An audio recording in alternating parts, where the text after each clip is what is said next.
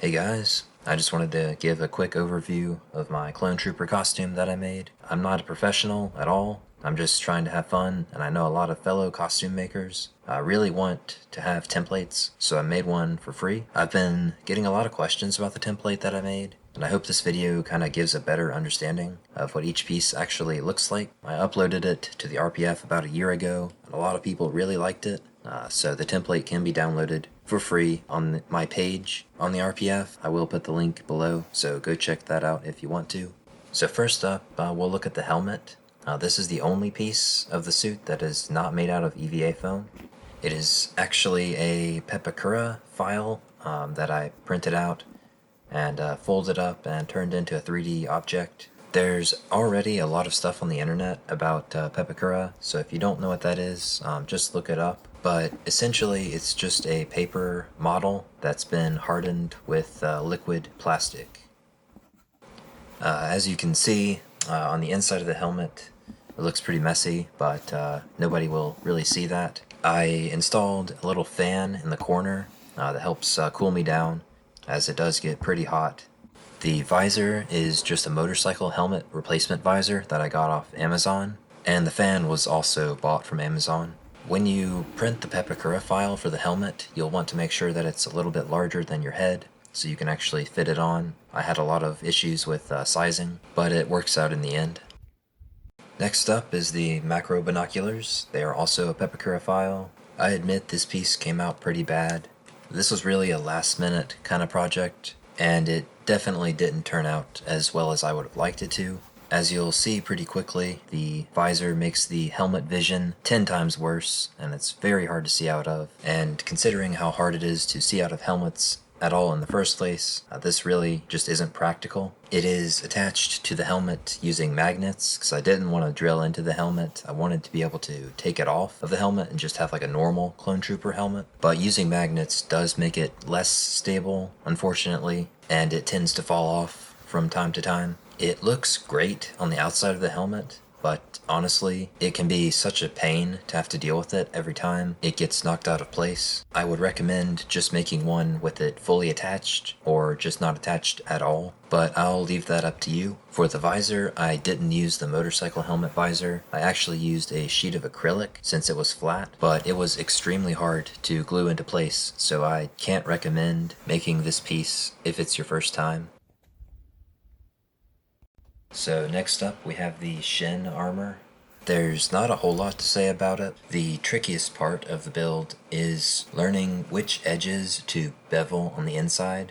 You can kind of see the points that cause it to stick out more, and that really gives it a nice outline and makes it look less like just a piece of foam. And that's caused by beveling the piece on the inside. You can see here the back towards the calf section is more inlaid, and that extra layering just adds a nice bit of detail.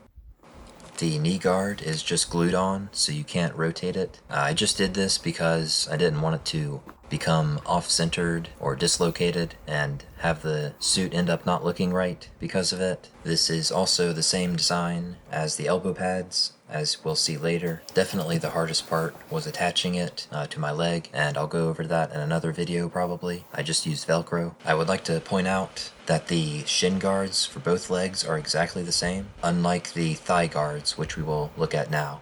So here we have the thigh armor. It's a very similar design to the shins. You'll notice right away the buckle that I glued on to the inside, and that just helps hold it up to the harness that I made, which I'll go over soon.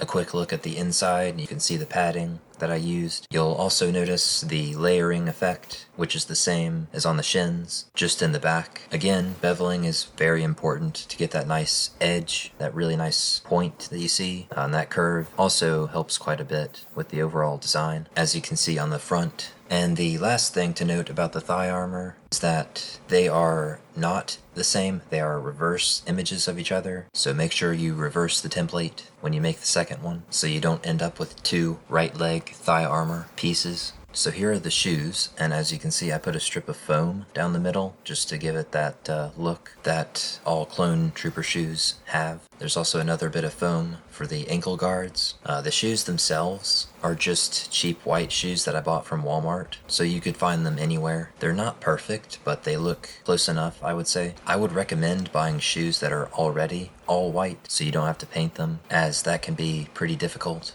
Next up, we have the codpiece, and this is just one solid piece of foam. This is the first piece of armor that I put on. Since it is only one piece, I have to slip it on the same way you put on pants. The belt section is just glued on to the main armor below, and the ammo boxes on the side and the little grenade on the back are also just glued into place. If I had to recommend something, it would be to make this into two pieces and somehow have them clip together. Having it as only one piece can be very difficult to put on, and it has nearly broken a few times. It's only held on by friction, so there's nothing connecting it to my body directly, so I would probably fix that somehow if I did another one. Again, I'm not a professional, I'm just doing this for fun, so I think it's okay to experiment with stuff like this. This way just probably wasn't the best method. Feel free to make a new one or come up with your own.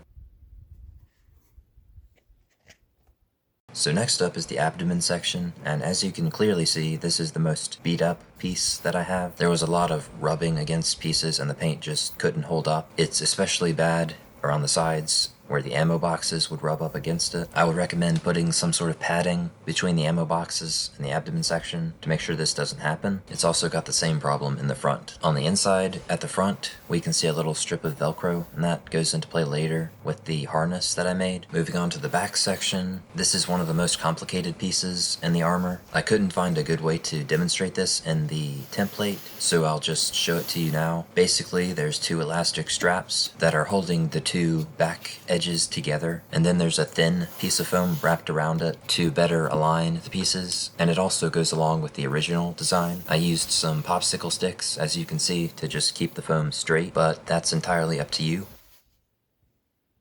So real quick, I wanted to show you what the abdomen section looks like inside the cod piece, and as you can tell, they fit perfectly together. You can definitely see where the paint was chipping off against the ammo boxes, but the trick is making sure that it fits inside the belt. Up next, we have the chest section, as well as the pauldron. I think this piece turned out pretty good. It's definitely the biggest piece of armor on the suit, which makes it more prone to issues. It's definitely kind of tricky to bend all that foam in the right direction, as there's a lot of curves on the armor, and the foam definitely will fight you every step of the way because it really wants to stay flat. As you can see towards the back, there's a little bit of warping, but it's foam, so it'll bend right back to the shape I want it. You can also see the detail pieces on the back. Those little gray sections, those are just glued into place. There's also some magnets on the inside, and that allows me to attach one of the blasters to the back, but we'll look at that later. I also used magnets on the side of the armor to allow me to fit into it, kind of like a t-shirt. If there wasn't that gap in the side, I wouldn't be able to put it on, so make sure you can actually fit it on your body before you start painting. Next up, we'll take a look at the pauldron, and this is just held in by magnets as well. I wanted to be able to take it off just like the macro binoculars. The ammo pouch on the front is just glued into place. All pauldrons of this style always have the ammo box on the front, so I figured I'd just do the same. It's just two big pieces of foam that are glued together, so it's nothing complicated. If we take a look at the inside, we can see the magnets that I put on the front, and the same thing with the pauldron. There's magnets all over the bottom, and that really holds it in place. I have not had the pauldron fall off yet, so I'm happy about that. Real quick, I wanted to show the chest armor and the abdomen section fitting together. If you do the measurements right, then the abdomen section will fit snugly into the chest area, and it will actually stay there on its own, which helps a lot with the overall look of the costume. Definitely took me a while to get the measurements right on this one, but it turned out pretty good in the end. Here we have the gauntlets for both arms. As you can see, it does have the elbow pad attached on it, in the same way that the knee pad was attached to the shin. Once again, beveling is very important to get that nice point along the backside of the arm. There's some padding on the inside to help hold it in place. And if we flip it around to the front, you can see the com pad on the right gauntlet only. There is not one on the left gauntlet, just due to the style, so make sure you put it on the right side. And lastly, I would like to point out that the gauntlets are exactly the same for both arms. It's just the stripe makes it look a little different. but you will use the same template for both of them. Moving on, we have the bicep armor, and this is hands down the easiest part of the suit. It is just a simple cylinder wrapped in a circle and glued together. This was another piece that I experimented with. You can see the strap on the top, and that's just meant to hook around my neck and then hold the biceps in place. There's also Velcro on the sides of the straps, and that will hook up the shoulder pads, as we'll see in a minute. Here we have the shoulder armor. It's a pretty simple design. It does have some of the biggest seam lines of any of the pieces in the armor, so you'll have to find a way to cover those up. I just used putty to accomplish that. You can see the Velcro attached on the inside, and if we look over at the bicep armor, you can see the Velcro on the straps that we showed before. This, of course, just hooks onto the Velcro and stays in place. It is a pretty loose fit, admittedly. If I were to do it again, I would probably just glue the shoulder pads onto this strap instead of having it be Velcro, because this does tend to pop off from time to time when it bumps into the pauldron. Next up, we have the hand plate armor, and I take back what I said before. This is actually the simplest piece in the entire suit. I used a thinner type of foam since this piece is not as thick as the rest of the armor, and on the inside you can see again I used beveling to get that nice point that you can see on the outside. The gloves here just have Velcro attached on the back of them, and it matches up with the Velcro on the back of the hand plate. As you can see, the hand plates are reverse images of each other, so you'll need to flip the template over to get that second one, because you don't want two right-handed hand plates. You obviously want a right and a left. So that's all for the armor. Now we'll look at the undersuit, and this is just one that I bought on Amazon. It doesn't really matter what you use for under your armor, as long as it's black. I just like this one because it's skin tight and it doesn't cause any wrinkles in the suit. If you look up black full body suit, you're bound to find something that you can use. That's just what I did. You can see this one has a zipper on the back, which can be kind of difficult if you're by yourself, but do what works for you.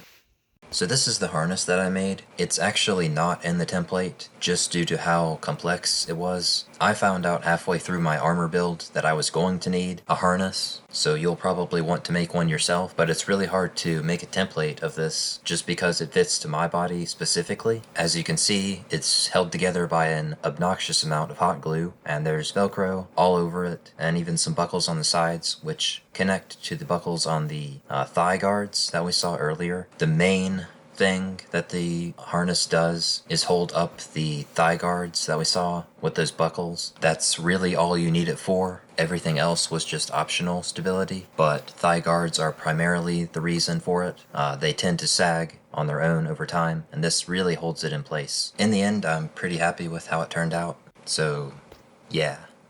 Now here's the voice box that I used with my armor. This is actually a later addition to my suit, so it's totally optional. You don't have to have it, but I will say without it, it's very hard for people to hear you on the outside through the helmet. As you can see, it's just a simple microphone that attaches to the speaker from a wire, and I initially put the speaker inside my chest area, under my armor, but I found out that's not a good idea. It causes some sound reverberations. I think it's called audio feedback, but it ends up causing like a screeching sound to come out of the speaker, and that's no good. I would recommend finding a better place to put it, but it would probably be best to have it on the outside of the armor. Moving along, we have the smaller blaster rifle here, and I would like to point out that I did not actually make this one, I just repainted it. It was originally the orange and white Ruby's Clone Trooper blaster. You can find them online. They're fairly cheap. I did change the railing on the bottom just to make it more slanted, like the original design. I also built a new ammo clip for it, one that's a little bigger, and I added some magnets to the inside, which allows me to take off the clip and put it back in. Overall, I think it turned out pretty good, but I will mention that the sizing is a little off. It is a little too small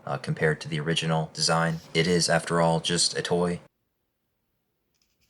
The last bit of the suit that I wanted to look at is the rifle. This one I did make by myself using my own template. It is made out of a PVC pipe that I ran down the middle and then just had foam attachments glued on to it. The clip, just like the other blaster, can come off and on, which I think is a nice little feature to have. It is pretty heavy, admittedly. You almost need to have two hands to use it at all times, and I will point out that the gas canister on the bottom of the gun is very loose. I just couldn't figure out a way to have it firmly put in place. but it's not that big of a deal. I am pretty proud to say that the scaling of this one is pretty accurate to what it would be in real life. We'll see a comparison with the smaller blaster soon, and you'll get a sense of the size. I did attach magnets to one side of the gun, so it can attach onto my back, but it is a rather loose attachment. There is a template for a gun just like this one on another YouTuber's channel. It's not exactly the same, but it's very similar. I recommend checking that out. I will put the link below. Here is the template that I used. It is available for free on the rpf.com where I posted it originally. There has been a lot of questions already asked on that site, so if you have a question, be sure to check there first to see if I've already answered it. Of course, I will have a link in the description to where you can download it. It's very simple and easy. It's a PDF. You just print it off, cut out the templates, and put it together. If you have questions, feel free to leave them below, or you can post a question on the RPF. Lots of people have already done so, and I've gotten back to them as quickly as possible. I will probably make more videos in the future about this suit, or any future projects that I might have. I'd love to keep building things, so please like the video if this was helpful, and subscribe if you want to see more content like this. And last of all, good luck with your costume.